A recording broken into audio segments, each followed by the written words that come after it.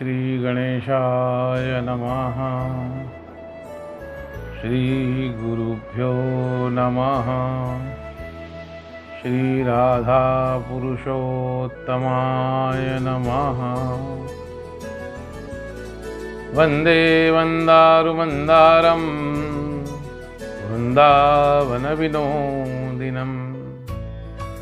वृन्दावनकलानाथं पुरुषोत्तममद्भुतं नारायणं नमस्कृत्यं नरं चैव नरोत्तमं देवीं सरस्वतीं व्यासं ततो जयमुदीरयेत्। श्रीसूत उवाच यदा दाशरथी रामो नाममात्रभयापहः यन्नाम स्मृतिमात्रेण तरेदञ्जो भवाम्बुधिं हतवान् रावणं युद्धे बद्धा सेतुं महादधौ विभीषणादृते कोऽपि राक्षसो नावशेषितः ततस्तनूनपाच्छुद्धा जानकी स्वीकृता मुना रावणे च हते तस्मिन् ब्रह्मरुद्रसुरेश्वरैः। सभी प्यारे भक्तगणों को जय श्री कृष्णा। अधिक पुरुषोत्तम मास की कथा का आज 22वां दिन। आज कृष्ण पक्ष की सप्तमी तिथि का व्रत है।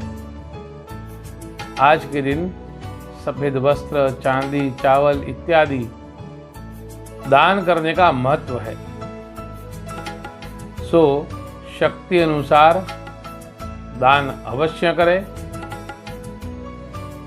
हे प्रिय भक्तजनों, 22वें अध्याय के आरंभ में सूत जी बोले कि जिस समय दशरथ पुत्र रामचंद्र नाम मात्र से ही भय के दूर करने वाले, कि जिनके नामस्मरण मात्र से मनुष्य संसार सागर से पार हो जाता है। सागर में पुल बांधकर रावण शत्रु को मारते हुए केवल एक विभीषण जी अवशेष रहे और फिर जानकी जी अग्नि के द्वारा शुद्ध हुए और रावण के मरने पर ब्रह्मा, रुद्र, सुरेश्वर प्रसन्न हो राम से कहने लगे कि आप वर मांगिए। यह सुनकर रघुनाथ जी बोले, जो कमल लोचन काल की समान दुरामद है, वे बोले, हे देवताओं, यदि वरदान देते हो तो यह शूरवीर वानर रीछ जो राक्षसों से मारे गए हैं, यह मेरे हितकारी होने से रक्षित हो, पुनर्जीवित हो जाए और यह वीर जिन जिन वन में निवास करे वहां वहां के वृक्ष, पत्र, पुष्प, फल, छाया से युक्त हो, वहां सुंदर जल और शीतल वन हो जाए। हे देवताओं, मुझे यह वर दो, यह वानर जाति मेरी प्रिय है। ऐसा ही हो। यह कह देवता स्वर्ग को गए। इसलिए राम के प्रभाव से जहां कहीं शाखा मृग होता है, वहां वन, फल, पानी, पुष्प आदि से युक्त होता है। परंतु पाप पुण्य के अनुसार सुख दुख उनके पीछे जाता है। वह बड़े वानर रूप में पर्वत के समान बढ़े और बड़े पाप से क्षुधातुर हो दीर्घ प्यास से व्याकुल होने लगा और जन्म से ही उसके मुख में दारुण व्यथा हुई। निरंतर उसमें से रुधिर और राज निकलती थी और अत्यंत वेदना को प्राप्त हो, वह कुछ खाने को समर्थ न हुआ।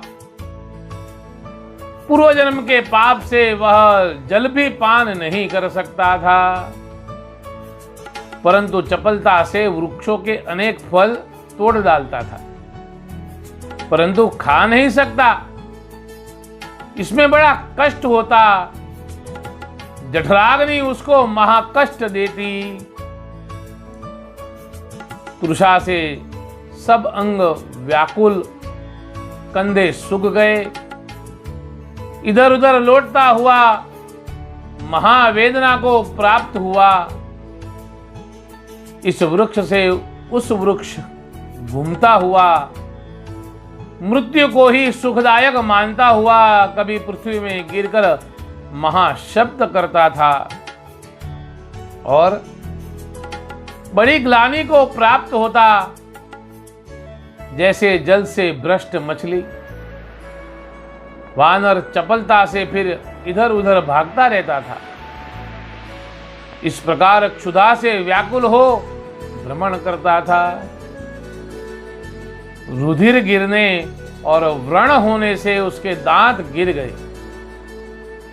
इस प्रकार उसके नित्य निराहार रहने से दैव योग से पुरुषोत्तम मांस प्राप्त हो गया। उस महीने में भी शीतवात आदि से व्याकुल वह उसी प्रकार स्थित रहा। कदाचित गहन वन में विचरण करता हुआ प्यासा होकर भी कुंड के निकट जलपान न कर सका और भूखा हो चपलता के कारण वृक्ष पर चढ़ गया। वृक्ष से वृक्ष के ऊपर जाता हुआ जल के कुंड में गिर पड़ा। बहुत काल निराहार रहने से उसकी इंद्रियां सूख गई थी। निर्बल और शिथिल प्राण होकर उसमें से निकलने लगा और भुजाओं से जल को ताड़न करता फिरने लगा। फिर सोपान मार्ग को प्राप्त होकर गिर पड़ा, परंतु किसी ने उसको निवारण न किया। एवं दिनत्रयं यावद भ्रामं जलमध्यतः तदेवास्य तपो जातम् भगवत् कृपया द्विज। तृतीये दिवसे मध्यम गते भास्वति वानरः पराशुर पदतीर्थ वा रिकिन्न कलेवरः। इस प्रकार 3 दिन तक जल में विचरता रहा। वही उसका तप नारायण की कृपा से हो गया। तीसरे दिन दोपहर के समय वानर जल में प्राण रहित गिर पड़ा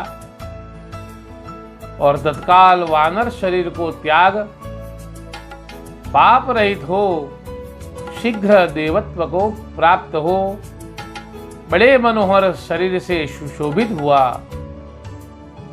करोड़ों कंदर्प की समान शोभायमान, नीले मेघ की समान कांतिमान, स्फुरायमान किरीट और कंकण, बिजली की समान कांतिमान, बाजूबंद अंगूठी हार, कड्डुए नुपुर पहने, कटिसूत्र यज्ञोपवीत धारे, चलायमान मकराकृत कुंडलों से युक्त, कांची समूह से विराजित कमर में मणिमय बाजूबंद पहने, त्रिलोकी को मोहने वाला रूप किए सब दिशाओं को विराजित किए, नीले घुंघर वाले बालों को धारण कर श्रेष्ठ शोभा से युक्त होकर 4 भुजाओं से युक्त मूर्ति, चंद्रवत प्रिय दर्शन उनकी कांति से सारा वन प्रकाशित हो गया। जब तक वह पुरुषोत्तम वन को आक्रमण कर स्थित होता है, तब तक हरि के सेवकों से युक्त विमान को देखा। वीणा मृदंग पटह पणव नामक बाजे बजने लगे। भेर भेरी से शोभित निषाद मुरजादी बाजे बजने लगे।